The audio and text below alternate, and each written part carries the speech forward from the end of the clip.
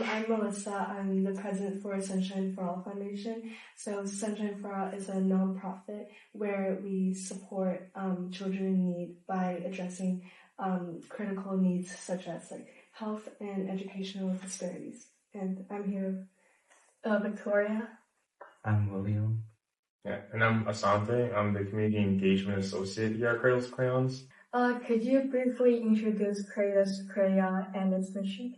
So Cradles to Crayons, we're a nonprofit located in Newton, so right here. And our mission is to provide children from birth all the way to age 18 with essential items like clothes, shoes, backpacks, school supplies, things like that, all free of charge.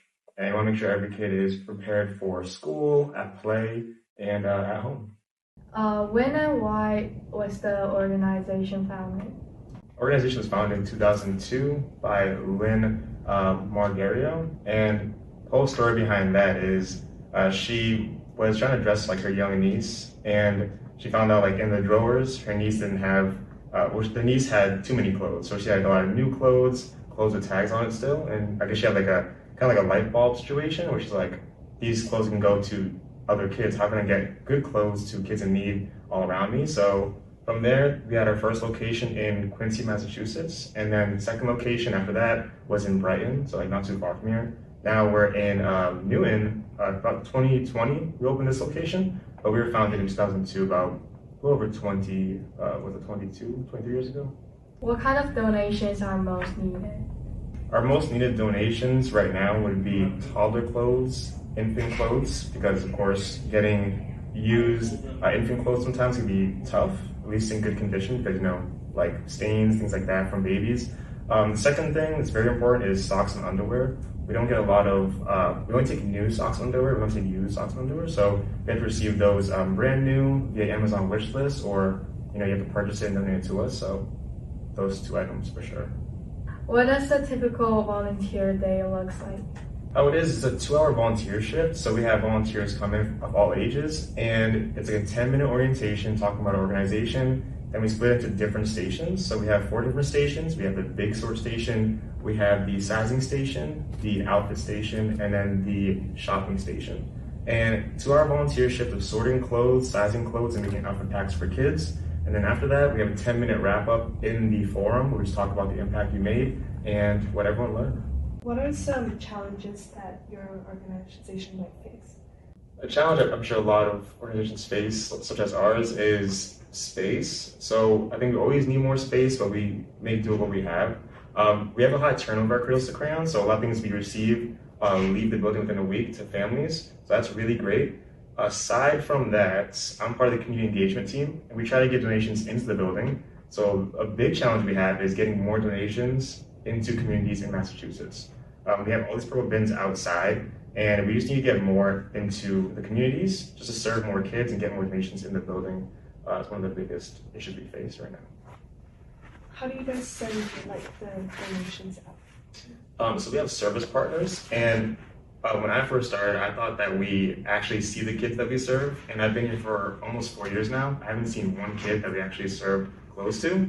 So I thought they'd pull up to our loading dock and we hand it to kids, but we actually give it to our service partners. So it could be healthcare workers, it could be a school, and we just give them to our partners and they bring it to the kids they serve, those who specialize in working with these families, because our organization just focuses on getting good clothes. We got to make sure we get it to the people who actually specialize in working with the families personally. Besides donations, what kind of supports are valuable? I would say, aside from physical donations, it'd be monetary donations. So if you want to donate money to us, we can buy those new socks and underwear we talked about, things like that. Another thing, especially for young people, I always say is volunteering your time. Because when you're younger, most young people don't have money, like a lot of money. So if you want to just donate your time and come here and volunteer, it makes a big difference to the families we serve. What do volunteers do? They do a lot of different things. So again, like the sorting of the clothes, the sizing, and making outfit packs. It really varies on the size of your group. Sometimes you get like big, like groups of students, for example, like elementary schools will send like 40, maybe 60 kids to volunteer with us, of course with chaperones. And we send them to the big sort station, our biggest station to sort clothes. We have a very small group, like a corporate group. Let's say Starbucks wants to volunteer with us. Let's say 10 Starbucks volunteers, we'll send them over to the shopping station and then fulfill orders for kids. So making sure that Stacy and Emily have like one outfit pack, some shoes, some hygiene products, all these things in a little cute bag to send off to our partners. So it varies based off the size of the group of volunteers. Was there like a specific moment that when you like realized the organization needs to change the way it operated in order to keep like moving on? I don't know an exact turning point. We've always had the focus year to year of serving more kids. A fun, not like fun, but interesting stat we put out there is 1 in 3 children in Massachusetts are at risk of bullying insecurity. So we really try to mitigate that by, of course, serving more kids, right? So we realized the only way to do that is to get more clothes in the building. And, you know, there's only so much money you can receive as a nonprofit. So we work with, donors, like just these donor partnerships to get money for clothes, but it really comes down to having everybody just donate clothes that they already have. You know, no matter the age, we all grow out of our clothes, there's change styles, so if we would just donate their clothes to one of our donation bins, it's great. Unfortunately, our donation bins aren't accessible to everybody because we have plenty spread out all throughout Massachusetts. We actually have a donation bin in every Old Navy in the state, fun fact. But there's not Old Navies ever in Massachusetts, and we don't have a lot of donation bins, at least large ones, in Western Mass. So that's something that we're trying to do is get more donation bins out in communities so we can ultimately serve more kids.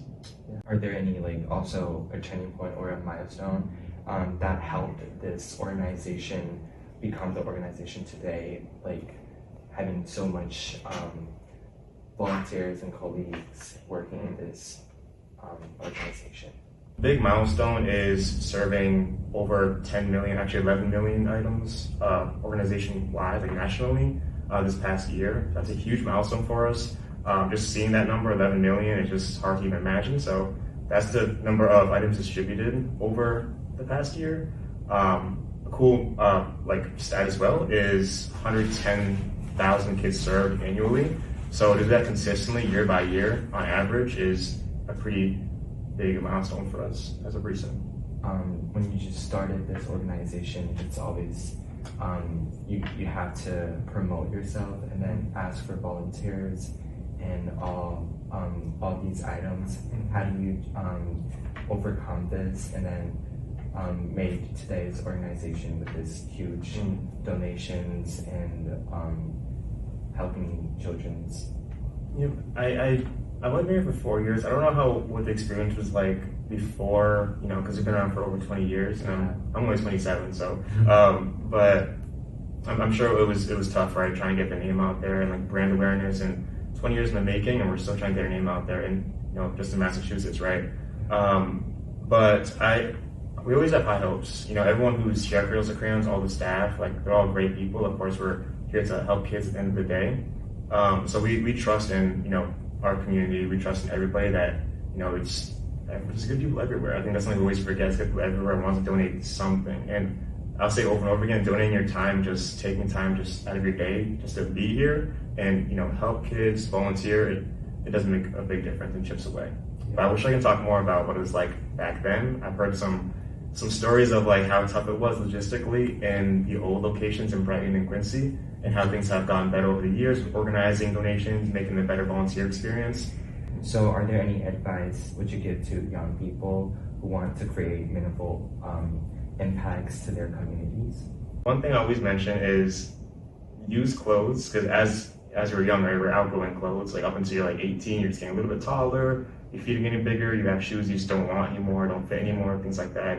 For me, even as an adult, like I changed, not my style, but I have clothes that sometimes I don't like wearing like blue anymore. I'm like, you know what, this doesn't look good on me anymore, I don't want it. But first thing you think is, let's get rid of it, reach those in the trash can. But when people were aware of what we do and what we can do with clothes or a recycling model and give used clothes a new life, like with a kid or a teenager, I'm sure they'd reconsider throwing stuff away. So I would say donating used clothes is huge, especially as a young person. And I'll never stop saying just giving your time. Everyone has time. I don't want to say it's free, but like everyone has it to some extent. So making time make a big schedule, especially as a student, a young student, like we have homework, you have homework, you have like sports, you have clubs, all these things you do. But though you're busy, it's taking a few hours, a couple hours to come here and, sort some clothes, just do things like that. Like, I think that makes a big impact on its own. What impact stories have been especially meaningful to your team? There are so many. I don't have a particular one, but all of them I've noticed over time by reading through them, they're all special in their own way.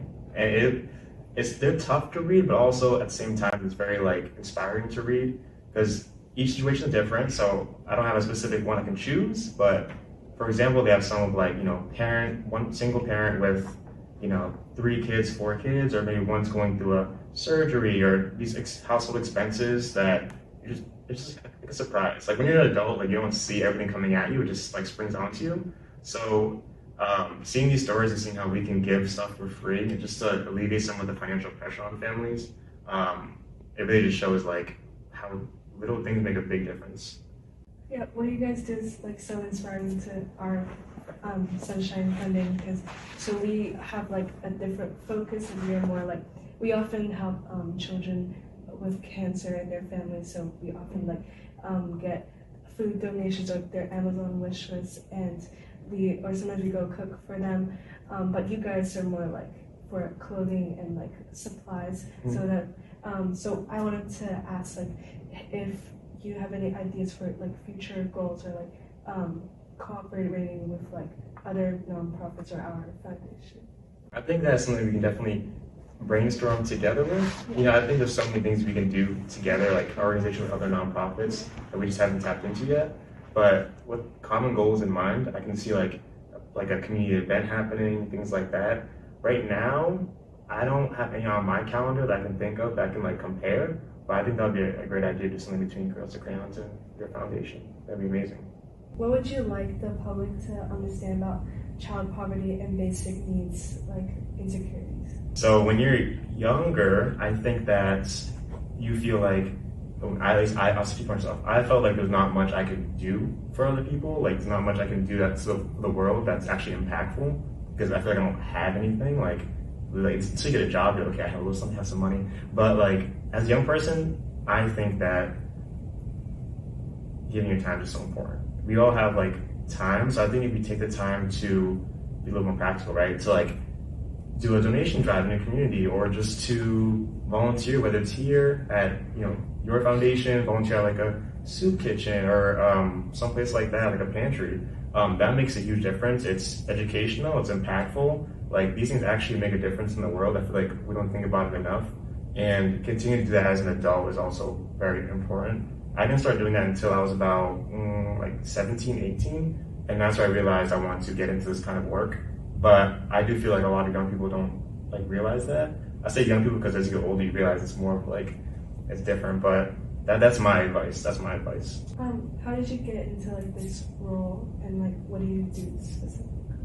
I was actually supposed to be an accountant, so I graduated in 2021 with my accounting degree.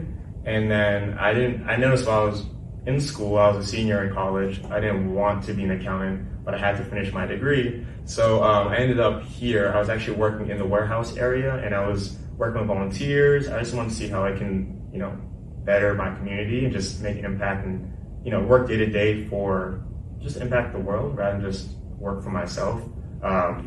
So whatever I could do. Then after a year in, I'm like, you know what?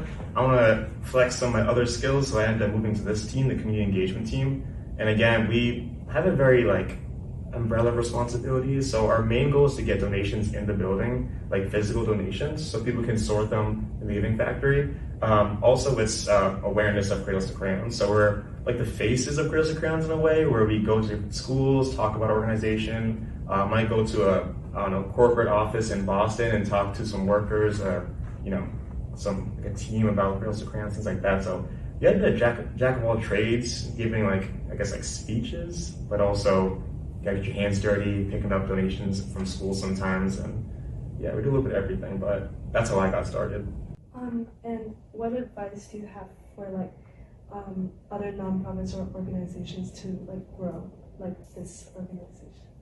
I'm an associate, so I'm not the CEO or anything, but one thing that I've learned over the years, and my colleagues would agree, is that you never want to forget why you started. I think when you start something, you're very passionate about it, over time it becomes a little, how do I say, over some years, you just get so used to a routine, and you kind of forget what got you there in the first place and why you're in this. So if I can give some advice to anyone, even you all right now, is don't forget what got you here and the passion that you had when you first started, and try to keep that alive as long as you can. Don't forget about that. Are there opportunities for students to lab project rather than only participate? Participating, probably like volunteering. I would say the most impactful thing, and not even just for my team, but like our entire organization, is we use a recycling model here. So anything we receive from communities, any clothes, we try to get it back into the hands of kids, opposed to like purchasing clothes, especially clothes that we can give to kids gently used. So one thing you can do rather than volunteer is hosting a donation drive at your school or just within your community. I've worked with, and then over the years I've been so impressed, but I've worked with plenty of young people who hosted a clothing drive, either at their school or within their town.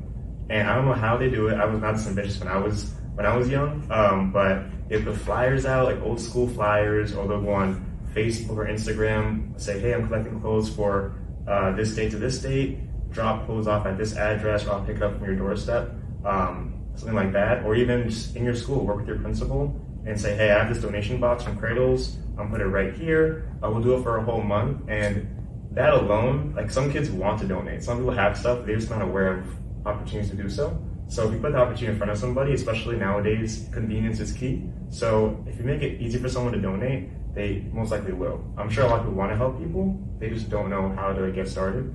So if you can spark that fire, I'm sure you can impact plenty of lives, yeah. Well, thank you so much for your time and your insights, and it's very inspiring for our foundation, and what we learned about like the passion and story behind Crayons is very inspiring. And thank you so much for your time. Thank you for coming. It was nice talking to you all. I hope you'll keep doing what you're doing, and maybe in the future we can all do something together.